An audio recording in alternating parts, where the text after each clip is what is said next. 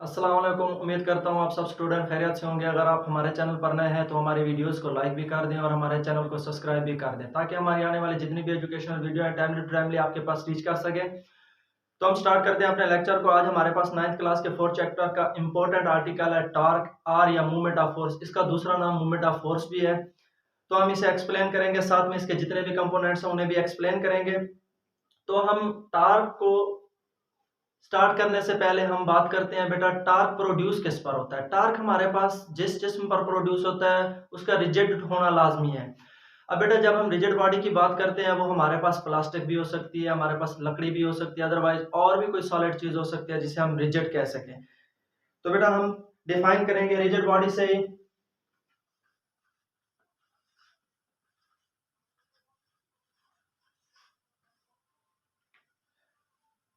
rigid body is a one of that is a one of that is not deformed by force or forces act on it, तो is called rigid body। ठीक है बेटा, यानी हमारे पास ऐसा जिस्म जिस पर फोर्स के लगने से कोई बिगाड़ पैदा ना हो या फोर्सेस के जरिए असर कोई बिगाड़ पैदा ना हो, उसे क्या कहते हैं बेटा? रिजिड बॉडी कहते हैं। तो बेटा टार्क प्रोड्यूस होने के लिए एक तो हमने रिजिड बॉडी की बात कर ली, तो उसके साथ हमारे तो हम अगले डिफाइन करते हैं एक्सेस ऑफ रोटेशन की।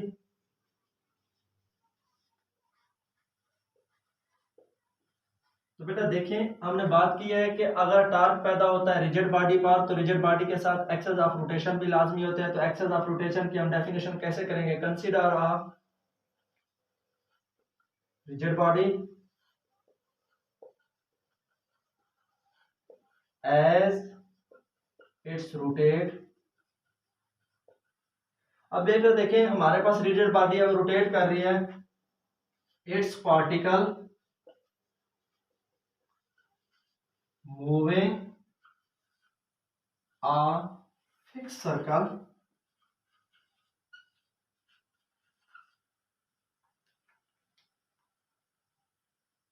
a line passes through the center of circle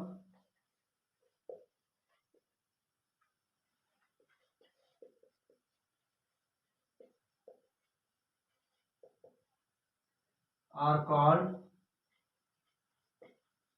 axis of rotation। देखिए बेटा, हमने कहा कि हमारे पास रिजिड बॉडी है एट इट्स रोटेट, वो बेटा क्या कर रही है? रोटेट कर रही है। It's particle moving in a fix circle, यानी एक गोल सर्कल में यानी फिक्स सर्कल में क्या कर रहे हैं? हरकत कर रहे हैं। लाइन पासेस थ्रू, और एक लाइन गुजर रही है the centre of this circle are called axes of rotation. तो इसे हम क्या कहते हैं? Are called axes of rotation. तो देखिए बेटा, एक्सेस ऑफ रोटेशन की बात जब करते हैं तो ये देखिए मैंने एक सर्कल लगा दिया है, तो उसके सेंटर में मैंने एक पॉइंट भी दे दिया है। ऐसा समझें कि ये हमारे पास जो सेंटर है ये क्या है बेटा? हमारे पास डोर का सेंटर है, किसी भी दरवाजे का सेंटर है। तो अब बेटा जब आप उसे ओपन करते हैं, ओपन करने के लिए आप उसे इस डायरेक्शन में जाना पड़ेगा, आप उसे क्लोज कर रहे हैं दोबारा से आपको इस डायरेक्शन में आना पड़ेगा।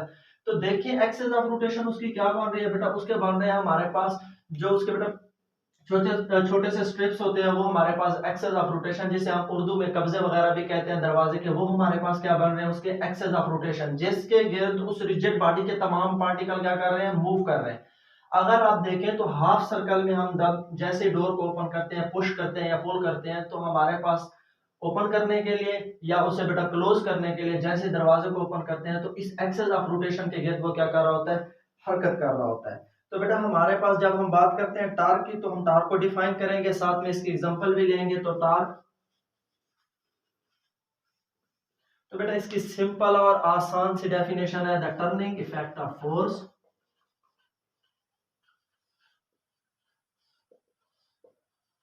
Turning effect of force is called torque. बेटा फोर्स का गर्दिशी असर क्या कहलाता है? टार्क। पहले हमने किसकी डिफाइन की? रिजिड बॉडी को डिफाइन किया, उसके बाद एक्सेस ऑफ रोटेशन को हमने बेटा डिफाइन किया, साथ में थोड़ा सा एक्सप्लेन भी किया, और उसके बाद हम आ रहे हैं अपने टॉपिक की तरफ। Torque, the turning effect of force is called torque. Force का गर्दिशी असर क्या कहलाता है बेटा? टार्क। तो इसकी एग्जांपल्स में हम क्या कहेंगे बेटा? पुश और पुल द डोर। तो ये भी हमारे पास किसकी एग्जांपल है बेटा? टार्क की है। उसके बाद हम कहेंगे turning a pencil in sharpener. उसके बाद अगली एग्जांपल देंगे बेटा turning a stop cock a water tap. ठीक है बेटा। दरवाजे को बेटा बंद करना और खोलना, ये भी हमारे पास टार्क की एग्जांपल आ जाएगी बेटा। पेंसिल को शार्पनर में बेटा शार्प करने के लिए बेटा घुमाना, वो भी हमारे पास टार्क की एग्जांपल आ जाएगी। या बेटा आप टर्निंग ऑफ अ स्टॉप बेटा देखें, टूटी को खोलना या बंद करना, यानी टूटी को खोलना या बंद करना, ये भी हमारे पास किस में आ जाएगी? टार्क, यानी टार्क की एग्जांपल आ जाएगी। उसके बाद बेटा जो हमारे पास डोर नॉब होता है, यानी दरवाजे का जो हमारे पास हैंडल होता है, उससे बेटा गोल घुमाना, यानी जो हम उसे घुमा रहते हैं, तो ये भी किस में आ जाता है? टॉर्क में आ जाता है। तो इसके साथ हम बात करते हैं, टॉर्क को आगे की तरफ लेकर जाते हैं। इसके साथ हम आगे बढ़ेंगे फैक्टर ऑफ टॉर्क। तो हमारे पास फैक्टर कितने होते हैं बेटा? टार्क के दो फैक्टर होते हैं। एक हमारे पास होता है बेटा फोर्स, और सेकंड पर हमारे पास होता है बेटा मूवमेंट आर। कौन सा बेटा? Movement are. अब फोर्स को हम बेटा लाइन एक्शन ऑफ फोर्स भी कहते हैं,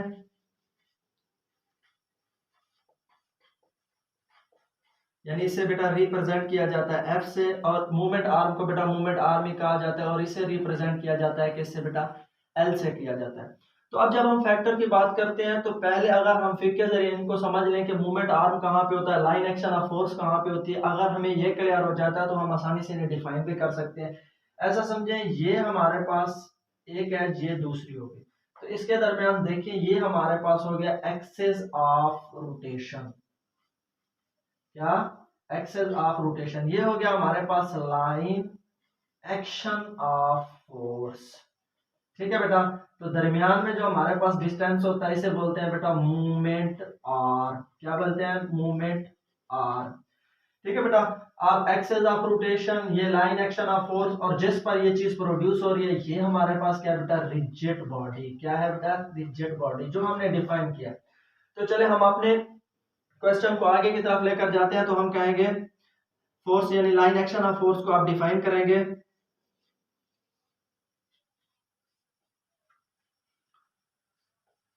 the line along a force acting is called line action of force। ठीक है बेटा। वो जगह या वो पॉइंट जहां पर आप क्या कर रहे हैं बेटा? फोर्स लगा रहे हैं, उसे क्या कहते हैं बेटा? Line action of force. उसके साथ हमारे पास है मूवमेंट आर्म। ये देखिए बेटा, हम जब डोर को पकड़ते हैं ना बेटा, आउटर एज यानी बैरूनी किनारे से पकड़ते हैं, तो फोर्स हम उस पर ही लगाते हैं, यानी अगर उसे क्लोज कर रहे हैं या ओपन कर रहे हैं, यानी आप खोल रहे हैं या बंद कर रहे हैं, तो उसके बैरूनी किनारे पर ही फोर्स लगाते हैं। तो ये हमारे पास होगी वो जगह जहां पर हम फोर्स लगाते हैं, उसे लाइन एक्शन ऑफ फोर्स कहते हैं। तो आप मूवमेंट आर्म को कहेंगे the perpendicular distance, perpendicular distance between line action of force and axis of rotation, line action of force and axis of rotation is called, हमारे पास हो गया बेटा मूवमेंट आर्म। ठीक है बेटा। परपेंडिकुलर डिस्टेंस, वो अमूदी फासला जो लाइन एक्शन ऑफ फोर्स, यानी ये वाला वो अमूदी फासला जो लाइन एक्शन ऑफ फोर्स और एक्सेस ऑफ रोटेशन के दरमियानी जो फासला है, उनके दरमियान में जो फासलों से क्या कहते हैं बेटा? मूवमेंट आर्म कहते हैं। तो बेटा मूवमेंट आर्म हमारे पास लंबाई है, तो इसका यूनिट हमारे पास क्या बन जाएगा? इसका यूनिट बन जाएगा हमारे पास मीटर। तो फोर्स है, फोर्स का यूनिट आप बच्चे जानते हैं कि फोर्स का हमारे पास यूनिट क्या होता है? न्यूटन। तो बेटा टार को रिप्रेजेंट किसके साथ किया जाता है? बेटा टार को रिप्रेजेंट किया जाता है जब हम बात करते हैं टार्क की, तो टार्क को रिप्रेजेंट किया जाता है एक लेटर से जिसे बोलते हैं बेटा टाउ। क्या बेटा, क्या बोलते हैं उसे? टाउ बोलते हैं। तो जब हम बात करते हैं बेटा टार्क की, तो टाउ हमारे पास इज इक्वल टू, यानी टार्क के फार्मूले के मुताबिक फोर्स मल्टीप्लाइड एल। तो हमारे पास फोर्स का यूनिट हो गया न्यूटन और एल का यूनिट हो गया न्यूटन मीटर, यानी हमारे पास टार्क का यूनिट क्या बन जाएगा बेटा? Newton metre. क्या बन जाएगा? Newton metre.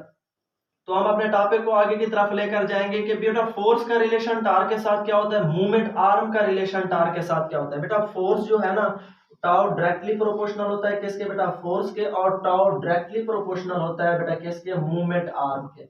अगर देखें बेटा फोर्स हमारे पास इंक्रीज हो रही है तो टार्क भी ज्यादा पैदा होगा, अगर मूवमेंट आर्म हमारे पास ज्यादा है तो जो हमारे पास टार्क है वो भी ज्यादा होगा। तो हम इन दोनों फैक्टर्स को एक्सप्लेन करेंगे क्योंकि ये दोनों का रिलेशन हमारे पास क्या है? डायरेक्टली प्रोपोर्शनल है। फार्मूले में भी आप देख लें एफ क्रॉस एल है हमारे पास, यानी क्या है? डायरेक्टली रिलेशन है। तो हम आगे एग्जांपल लेते हैं, हमारी बुक एग्जांपल है, वो कहता है कि हमारे पास एक स्पैनर है, यानी ऐसे समझें कि जिसे हम उर्दू में क्या बोलते हैं बेटा? रेंच। यानी ये जो मशीनरी वगैरह में इस्तेमाल करते हैं नट को लूज यानी खोलने के लिए या टाइट करने के लिए, तो ये ए फिग होगी, ये हमारे पास बी होगी। अब देखिए इसका मूवमेंट आर्म हमारे पास क्या है? ये हो गया हमारे पास एक्सेस ऑफ रोटेशन, ये हो गया लाइन एक्शन ऑफ फोर्स, ये हमारे पास हो गया एफ, ये हमारे पास क्या हो गया बेटा? एक्सेस ऑफ रोटेशन, ये भी हमारे पास क्या हो गया? एक्सेस ऑफ रोटेशन, और ये हमारे पास क्या होगी बेटा? एफ।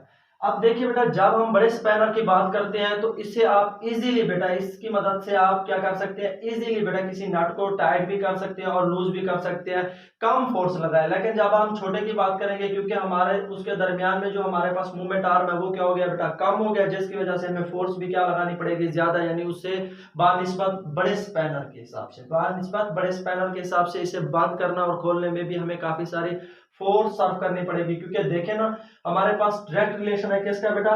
टार्क का फोर्स के साथ भी डायरेक्ट रिलेशन है, मूवमेंट आर्म के साथ भी डायरेक्ट रिलेशन है। जैसे ही मूवमेंट आर्म कम होगा तो हमारे पास फोर्स क्या हो जाएगी? इंक्रीज हो जाएगी टार्क को प्रोड्यूस करने के लिए। इसी तरह से अगर मूवमेंट आर्म बढ़ जाएगी तो हमारे पास फोर्स कम लगेगी।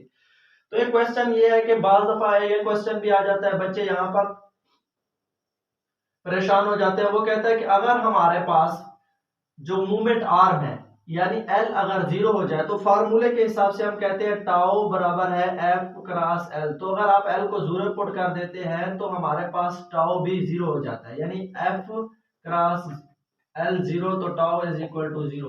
तो कहने का मतलब ये है कि जब आप लाइन एक्शन ऑफ फोर्स का आपने बैरूनी एज यानी आउटर एज डोर कर लिया हुआ है, अगर आप उसे खत्म करके यहाँ पर पहुंच जाते हैं, यानी एक्सेस ऑफ रोटेशन जहां पर कब्जे वगैरह होते हैं वहां पर पहुंच जाते हैं स्ट्रिप्स पर, अगर आप वहां पर फोर्स लगाएंगे ना, हमारे पास जो डोर है वो क्या हो जाएगा? बिल्कुल जाम हो जाएगा, यानी अपनी तरफ से कोई भी रोटेशन नहीं प्रोड्यूस करेगा, ना ओपन होगा ना ही हमारे पास क्लोज होगा, यानी ना बंद होगा ना ही खुलेगा। क्यों? क्योंकि हमारे पास हमने मूवमेंट आर्म को क्या कर दिया है? जीरो, जिसकी वजह से हमारे पास फोर्स हम जितनी भी लगाएंगे टार्क प्रोड्यूस नहीं होगा, क्योंकि वहां पे टार्क हमारे पास क्या हो जाएगा बेटा?